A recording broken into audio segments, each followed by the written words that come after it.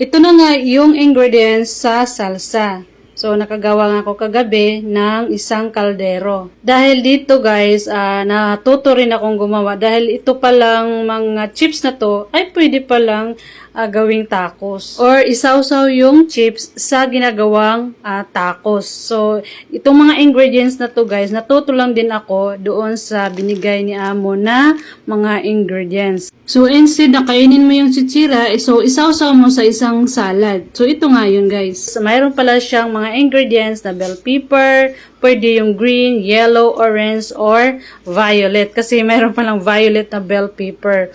So, naghiwa lang ako dyan guys. Hinugasan ko na yan, binabad ko na yan sa tubig. At, syempre, atin na yung hiwain yung mga ingredients. Kasama yung tomato, yung onion, at mga may iba pang parsley, no?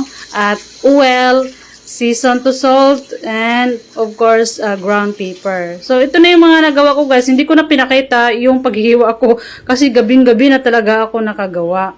So, nagmamadali na nga ako dyan guys kasi nga syempre pagod na tayo. Alam nyo guys, nakagawa na ako nito ng pang 3 kaldero na tacos. Yung ginagawa ko is nilagay ko lang sa rep at sila na din yung kukuha. If ever gusto man na ni lola ko or ni grandma ko na kakain siya, ay bibigyan ko lang siya ng konti. Pero yung aking amo na gustong kumain na madaling araw, siya na yung kukuha sa ref na kasi nakalagay na sa kaldero. So timing guys, dahil nakabili ako ng avocado na medyo hindi siya kahinugan or hindi siya ripe fruit talaga. Yung medyo matigas lang siya kasi masarap din pag medyo matigas at ihalo doon sa ingredients.